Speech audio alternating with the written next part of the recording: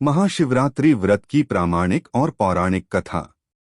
पूर्व काल में चित्रभानु नामक एक शिकारी था। जानवरों की हत्या करके वह अपने परिवार को पालता था। वह एक साहूकार का कर्जदार था, लेकिन उसका ऋण समय पर न चुका सका। क्रोधित साहूकार ने शिकारी को शिवमठ में बंदी बना लिया। संयोग से उस दिन शिवरात्रि थी। शिकारी ध्यानमग्न होकर शिव संबंधी धार्मिक बातें सुनता रहा। चतुर्दशी को उसने शिवरात्रि व्रत की कथा भी सुनी। शाम होते ही साहूकार ने उसे अपने पास बुलाया और ऋण चुकाने के विषय में बात की। शिकारी अगले दिन सारा ऋण लौटा देने का वचन देकर बंधन से छूट गया। अपनी दिनचर्या की भांति वह जंगल में शिकार के लिए निकला, लेकिन दिन भर बंदी गृह में रहने के कारण भूख प्यास से व्याकुल था। शिकार खोजता हुआ वह बहुत दूर निकल गया। जब अंधकार हो गया तो उसने विचार किया कि रात जंगल में ही बितानी पड़ेगी। वह वन एक तालाब के किनारे एक बेल के पेड़ पर चढ़कर रात बीतने का इंतजार करने लगा। बिल्व वृक्ष के नीचे शिवलिंग था जो बिल्वपत्रों से ढका हुआ था। शिकारी को उसका पता न चला। पड़ाव बनाते समय उसने जो टहनियां तोड़ी वे संयोग से शिवलिंग पर गिरती चली गई। इस प्रकार दिन भर भूखे प्यासे शिकारी का व्रत भी हो गया और शिवलिंग पर बिल्वपत्र भी चढ़ गए। एक पहर रात्रि बीत जाने पर एक गर्भिणी हिरनी तालाब पर पानी पीने पहुंची। शिकारी ने धनुष पर तीर चढ़ाकर ज्यों ही प्रत्यंचा खींची, हिरनी बोली, मैं गर्भिणी हूं, शीघ्र ही प्रसव करूंगी। तुम एक साथ दो जीवों की हत्या करोगे, जो ठीक नहीं है। मैं बच्चे को जन्म देकर शीघ्र ही तुम्हारे समक्ष प्रस्तुत हो जाऊंगी, तब मार लेना। शिकारी ने प्रत्यंचा ढीली कर दी और हिरनी जंगली झाड़ियों में लुप्त हो गई। प्रत्यंचा चढ़ाने तथा ढीली करने के वक्त कुछ बिल्व पत्र अनायास ही टूटकर शिवलिंग पर गिर गए। इस प्रकार उससे अनजाने में ही प्रथम प्रहर का पूजन भी संपन्न हो गया। कुछ ही देर बाद एक और हिरनी उधर से निकली। शिकारी की प्रसन्नता का ठिकाना न रहा। समीप आने पर उसने धनुष पर बाण चढ़ाया। तब उसे देख हिरनी ने विनम्रतापूर्वक निवेदन किया, हे शिकारी, मैं थोड़ी देर पहले ऋतु से निवृत्त हुई हूं, कामातुर विरहिणी हूं, अपने प्रिय की खोज में भटक रही हूं।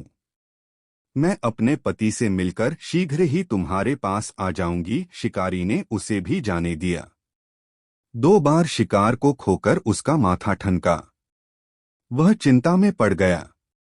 रात्रि का आखिरी पहर बीत रहा था। इस बार भी धनुष से लगकर कुछ बेलपत्र शिवलिंग पर जा गिरे तथा दूसरे प्रहर की पूजन भी संपन्न हो गई। तभी एक अन्य हिरनी अपने बच्चों के साथ उधर से निकली। शिकारी के लिए यह स्वर्णिम अवसर था। उसने धनुष पर तीर चढ़ाने में देर नहीं लगाई। वह तीर छोड़ने ही वाला था कि हिरनी बोली, हे शिकारी, मैं इन बच्चों को इनके पिता के हवाले करके लौट आऊंगी। इस समय मुझे मत मारो। शिकारी हंसा और बोला, सामने आए शिकार को छोड़ दूं, मैं ऐसा मूर्ख नहीं। इससे पहले मैं 2 बार अपना शिकार खो चुका हूं। मेरे बच्चे भूख प्यास से व्यग्र हो रहे होंगे।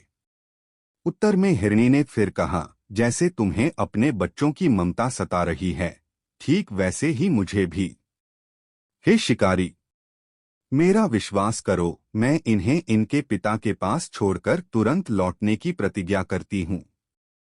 हिरनी का दुख भरा स्वर सुनकर शिकारी को उस पर दया आ गई।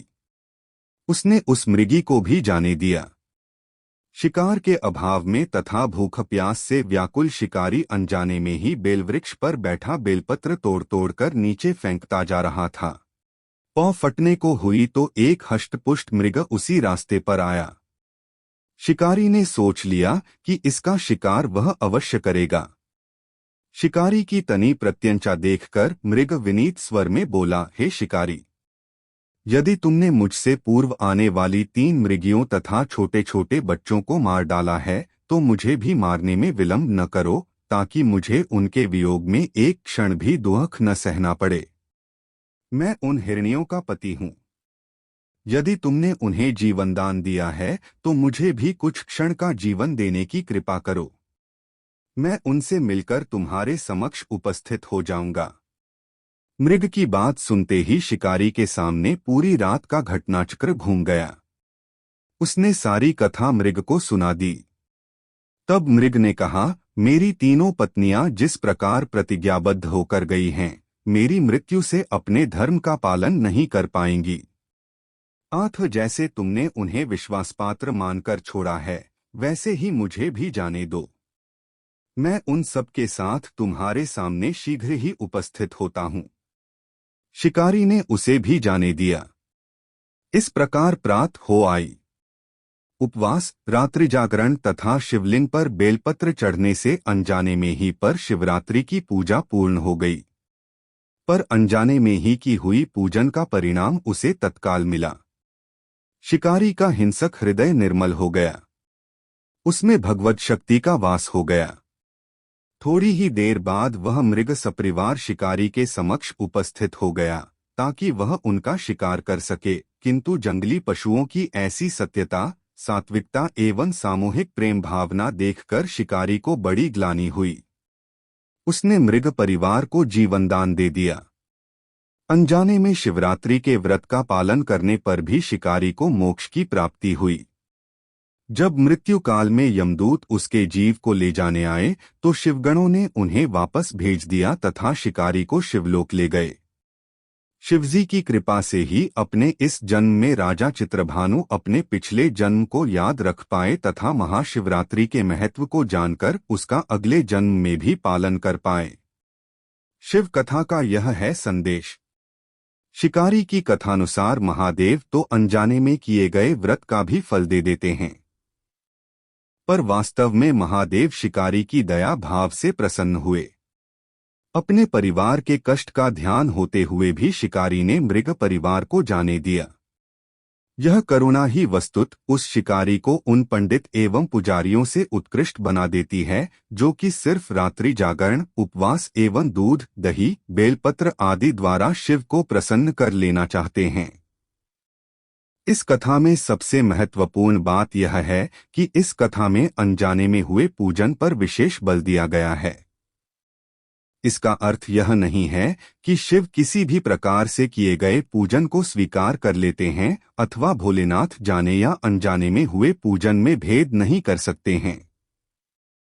वास्तव में वह शिकारी शिव पूजन नहीं कर रहा था।